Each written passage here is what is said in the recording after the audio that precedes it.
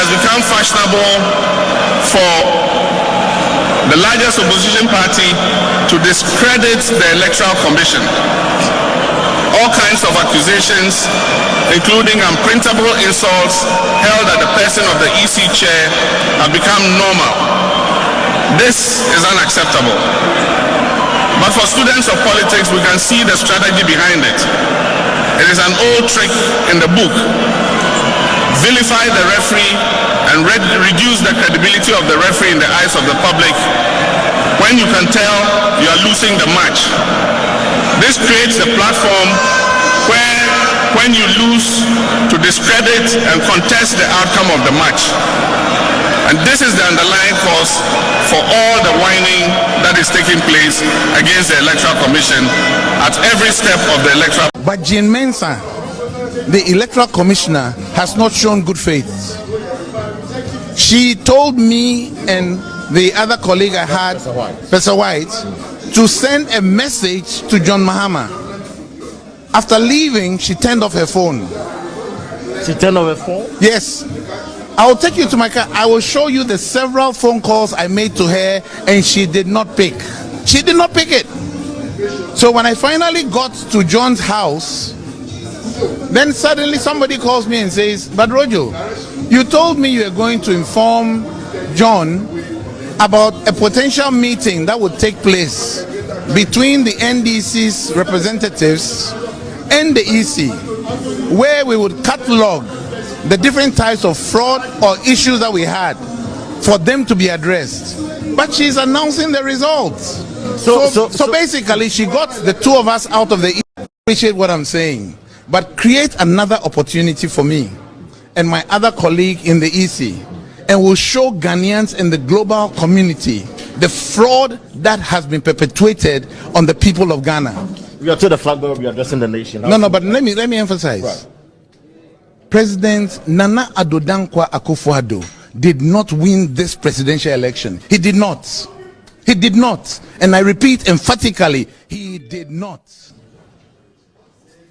Right, that point has been made by the minority leader here. And I'm saying, I was in the EC, I was representing the party in the EC, and I'm saying that on the face of the evidence provided, Nana Addo Dankwa did not win this. 26,000 polling stations. We're taking our matter to the place where the Constitution says we should take our matter. We're taking it to the Supreme Court. And we're going to put ourselves in the hands of the judges of the Supreme Court, and they will decide the fate of this election. The Electoral Commission has done its job. If anybody has a grievance, we have the courts that are the final arbiter in issues like this. So I guess that they know what to do. I'm being elected the fourth president of the Fourth Republic of our country. The Supreme Court of our nation has spoken. The result of the December 2012 presidential election has been confirmed as having been won by the candidate of the National Democratic Congress, President Mahama. As I said earlier, whilst I disagree with the court's decision, I accept it. I accept that what the court says brings finality to the election dispute. We shall not be asking for a review of the verdict so we can all move on in the interest of our nation. Everything in my bones, in my upbringing, and in what I have done with my life thus far, makes it imperative that I accept a decision made by the highest court of the land, however much I dislike or disagree with it. I am saddened by the verdict, and I know that many of our supporters are saddened too. However, for the sake and love of our country, we must embark on a path that builds rather than destroys to deal with our disappointment. I appeal to all members and supporters of our party, the NPP, to accept the verdict of the court. Even in our disappointment, we can take pride in the way we have conducted ourselves. Even in our disappointment, we can take pride that the NPP has again led the way in deepening Ghana's democracy. To quote one of the Supreme Court judges, quote, "After this case, elections in Ghana will not be the same," unquote. In other words, we might not have been given the ruling we sought, but thanks to our efforts, we can hopefully look forward to an improved electoral process in our country.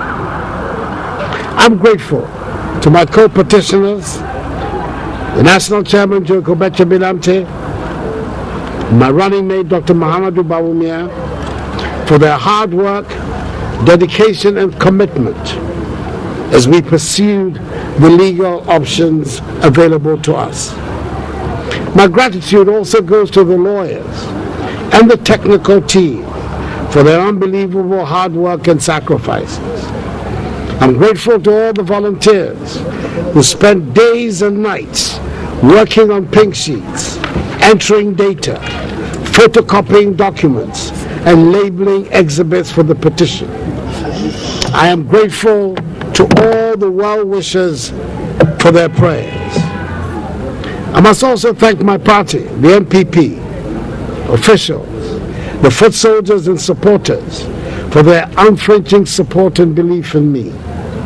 The National Council of the party, having taken the decision to go to court, has been unwavering in its support. I also want to thank my daughters and my wife, the beautiful Rebecca, for their love and extraordinary support. They have been friends who have made unbelievable sacrifices of time, energy, ideas, money, and a listening ear. I'm grateful to all of them.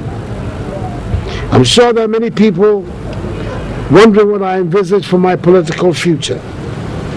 I intend to take some time out of the hurly-burly of politics, get some rest, reflect, and then announce whatever decision I come to in the not-too-distant future.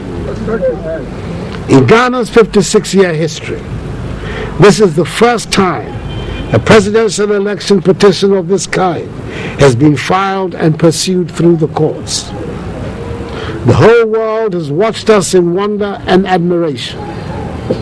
Our reaction to this judgment will be watched keenly in Africa and beyond, and will set a precedent for generations to follow. It is now up to all of us Ghanaians to put the dispute behind us and come together to iron out our differences, ease the tensions amongst us, and come together to build our country. There are myriads of problems facing us as a people.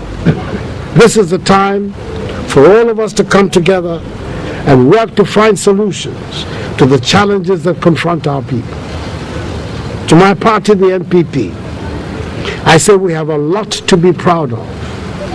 There are more than 3 years left in this political cycle to be a worthy opposition, and also position ourselves for the battle of 2016.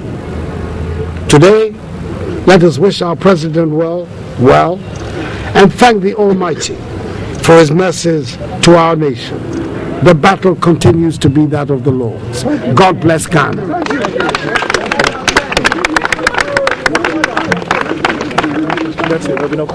Thank you very much indeed. Thank you.